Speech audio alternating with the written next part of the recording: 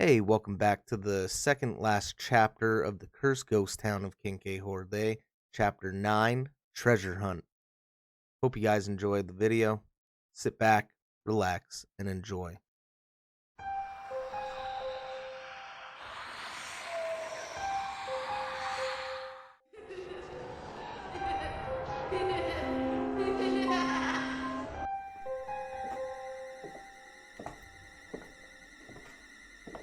L, still shaken from whatever just happened, is looking at his wrists. Right before his eyes, the marks start to disappear and the dirt is no longer there. What? How? Remaining confused, he goes to the kitchen area of his cabin to make some coffee. Aldo still hasn't come back, he thinks to himself. I wonder where he is. I hope he's okay. Maybe he's just enjoying the views of this new area. He finishes making his coffee and starts drinking it. He makes a bit of oatmeal also. As he's sitting there eating and drinking, he remembers the letter he had found with the clues on it. He pulls it out and goes over them again.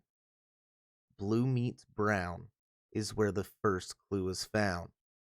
Could that be the mining building? Where brown meets blue, you'll find number 2. That has to be the creek I seen when we were driving up here. The highest peak for clue 3. That's over to the south of town. Don't be a bore. Look due north to gaze upon clue 4.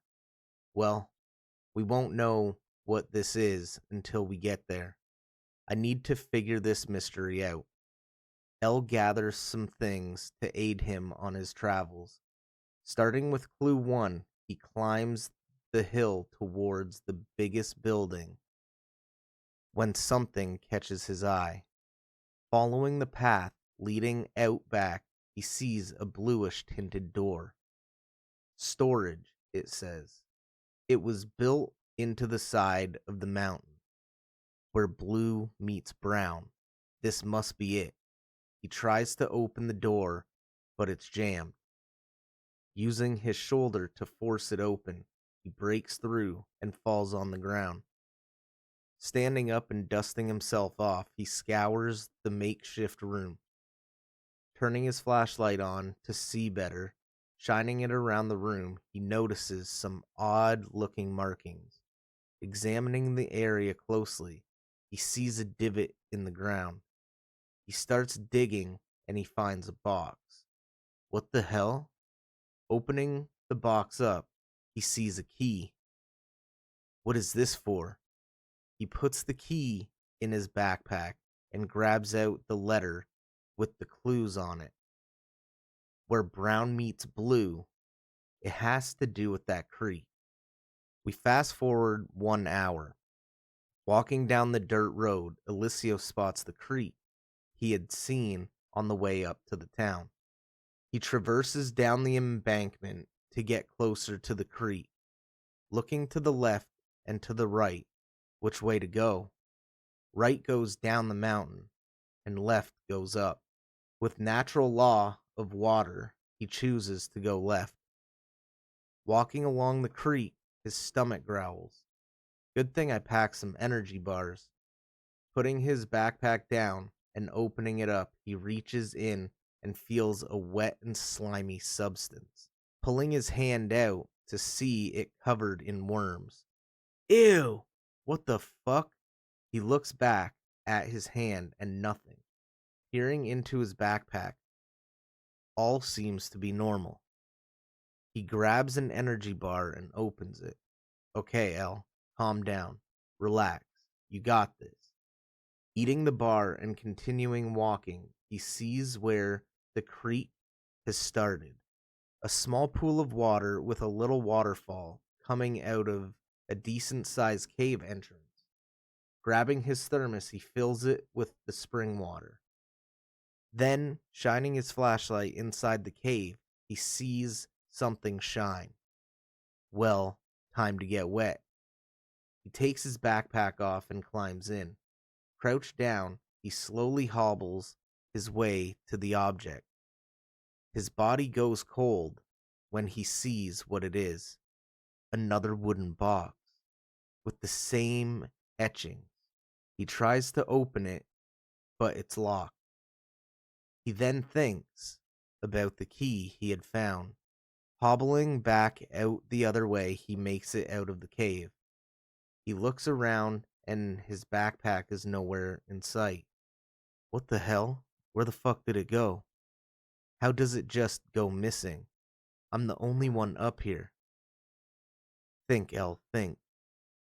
What was the next clue? Something about north?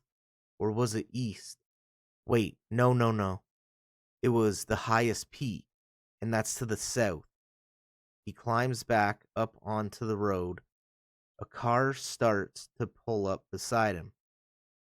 It was the sheriff. Howdy, Elisio. Has your brother returned? When I woke up this morning, he wasn't anywhere to be found, but I have been out for a couple hours exploring.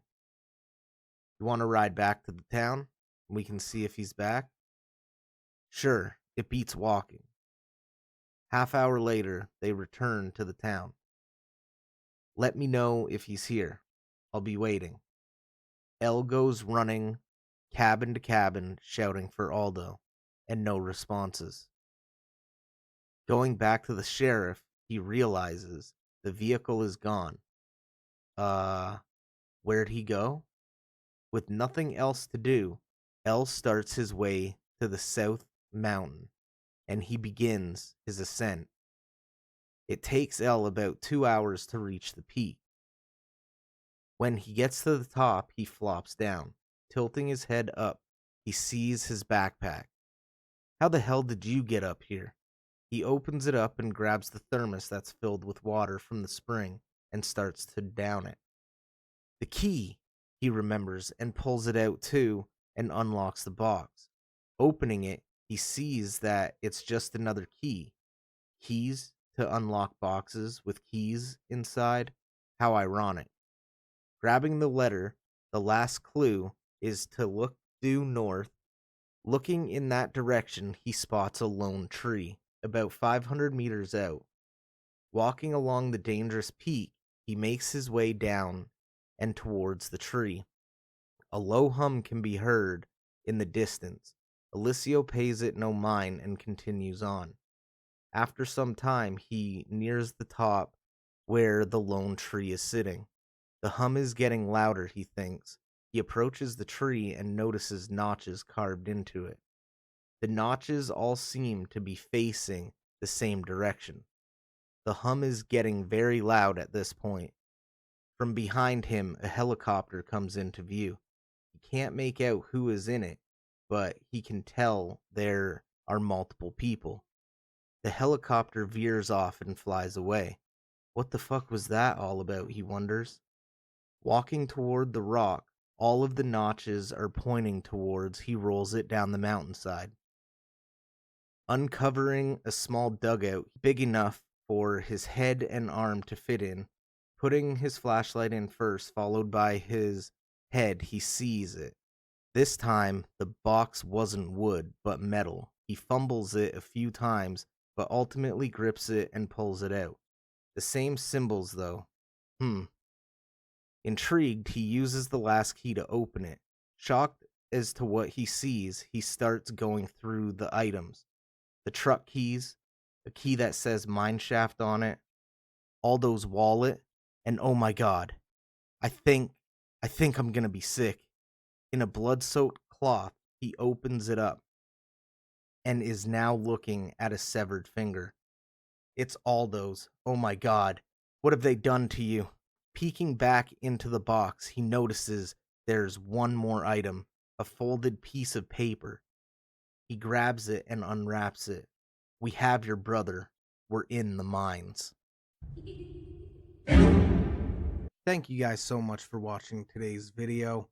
I want to make an announcement. The Horde does have merch. If you're interested in copying any, head straight over to streamlabs.com/KINK_EHH/merch. Love you guys. Peace.